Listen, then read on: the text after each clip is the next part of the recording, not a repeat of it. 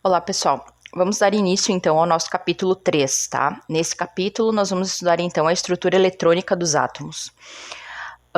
Quais são os principais pontos que nós vamos tentar, solucionar, digamos assim, ou esclarecer nesse capítulo aqui, tá? Primeiro, aquela questão da falha do modelo de Rutherford. Então, nós vimos, né, no capítulo anterior, que foi a última aula, né, que Rutherford ele propôs o seu modelo, mas que ele tinha uma determinada falha que tinha sido identificada e que até aquele momento, né, não se tinha conseguido resolver aquela falha do modelo, tá? Então nós vamos ver como que isso foi resolvido, certo? O que mais que a gente vai ver? O que a radiação eletromagnética tem a ver com essa solução, né? Então nós vamos ver aí na segunda aula, né, a respeito um pouco mais sobre radiação eletromagnética, né? E aí você pode se perguntar, né, por que a gente está estudando isso, né? Então, um dos motivos é justamente porque foi esse ponto, né, a respeito da radiação eletromagnética que fez com que nós tivéssemos, então, a possibilidade, né, de solucionar essa falha e de ter, então, um modelo mais apropriado para o átomo. Além disso, né, depois que nós verificarmos essa falha do modelo, né, nós vamos ver como que é o modelo atômico de Bohr, tá, que a gente vai utilizar bastante também nesse capítulo, né, quando a gente estudar mais a parte de configuração eletrônica dos átomos, tá? E além desse modelo de Bohr, eu vou colocar para vocês, então, os principais estudos, né, que foram realizados depois dele, né, que nos dão uma base, mais ou menos, né, do que se leva hoje em consideração, né, de como que é a estrutura, então, do átomo, né. Então, na verdade, o modelo atômico, o de Bohr não é ainda o mais atual, né, então ainda teve alguns tipos de modificações, né, bastante importantes, né, então eu vou comentar com vocês que modificações são essas, ok? E além de nós vermos, então, como é, enfim, né, o modelo atômico atual, nós vamos ver como que nós sabemos qual é a distribuição, né, eletrônica, ou seja, a distribuição dos elétrons dentro ali da eletrosfera do átomo, né? E nós vamos ver, claro, que a gente precisa disso depois para entender bem aquela questão das ligações químicas, né, e estruturar as moléculas e assim por diante, ok? Então, esses são os principais pontos desse capítulo. Vamos resolver a falha do modelo de Rutherford. Vamos ver por que a radiação eletromagnética está relacionada com essa falha, né, com essa solução. Vamos ver ou como era o modelo atômico de Bohr, como que desse modelo se evoluiu para o modelo atual e como que ocorre a distribuição dos elétrons dentro do átomo, ok? Nessa aula 1, tá, eu vou dar somente uma breve introdução para vocês. Então, a primeira coisa é nós lembrarmos, né, conforme a gente viu na última aula, o que era, afinal de contas, a falha do Rutherford, tá? Então, inclusive, muitos de vocês, né, me perguntaram a respeito dessa falha, né, que não entenderam exatamente como que ela funcionava. Inclusive, um dos colegas de vocês até me perguntou, digamos assim, né, por que não se observava, digamos, né, que o elétron, ele seria, digamos, engolido, né, ele se referiu dessa forma pelo núcleo, né. Então, é uma pergunta até, inclusive, que tem a ver, né, com essa falha, né, por que então a gente não observava, de fato, né, os elétrons colidindo imediatamente com o núcleo e desfazendo o átomo, tá? Então, relembrando, né, como que era essa falha, ok?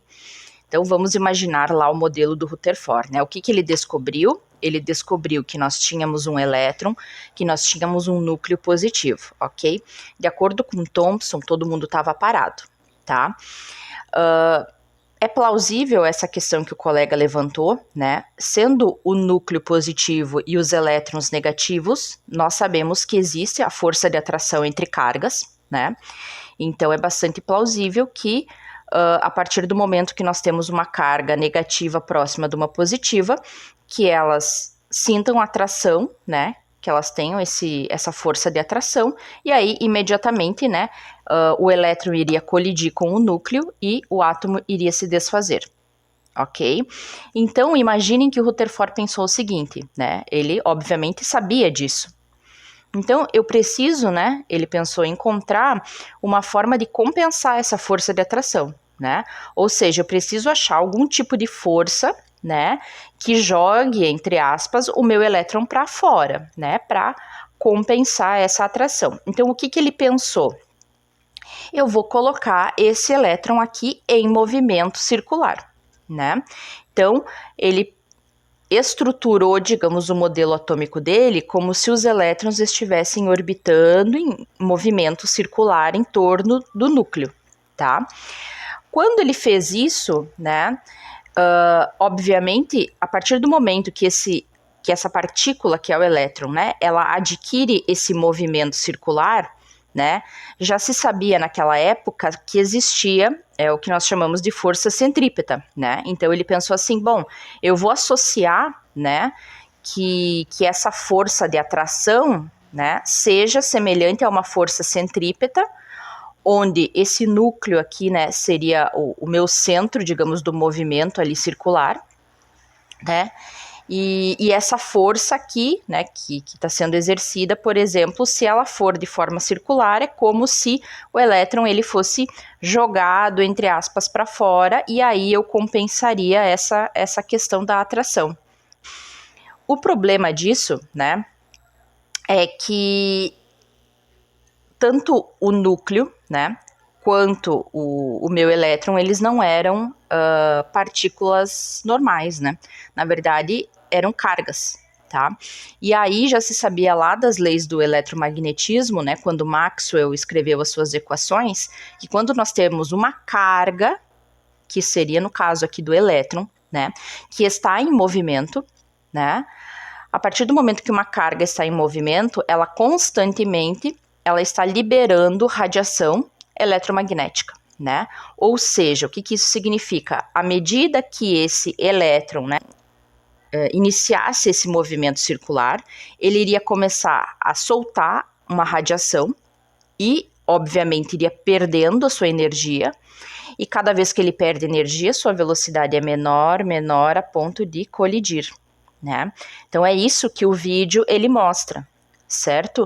Nós tínhamos uma carga que estava em movimento circular, que devido à emissão de energia foi perdendo uma intensidade, né, da sua aceleração, enfim, da sua velocidade, e vai chegando cada vez mais perto e colapsa, né? Por quê? Porque aí, a partir do momento que essa velocidade ela vai diminuindo, né, essa força também de jogar, digamos, o elétron para fora também diminui, né?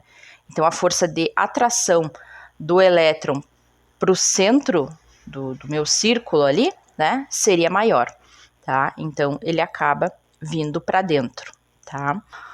Bom, a questão é, então como que essa falha ela foi solucionada? Então primeiro, quem que solucionou foi Niels Bohr, certo? Que foi aquele que daí depois propôs o modelo posterior a Rutherford, tá?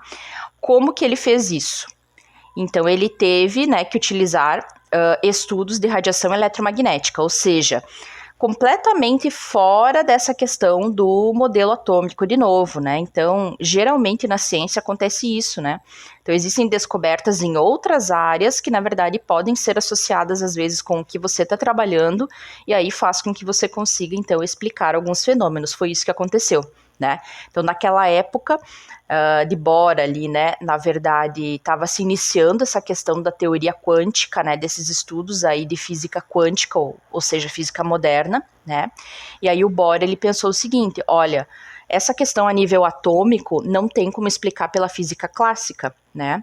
Então, eu vou tentar, vamos supor, né, estudar essa questão dessa física moderna, né, que é muito provável, então, que ela possa, né, me servir, digamos, para explicar as coisas que ocorrem em nível atômico, né, nesse nível tão pequeno que é o átomo.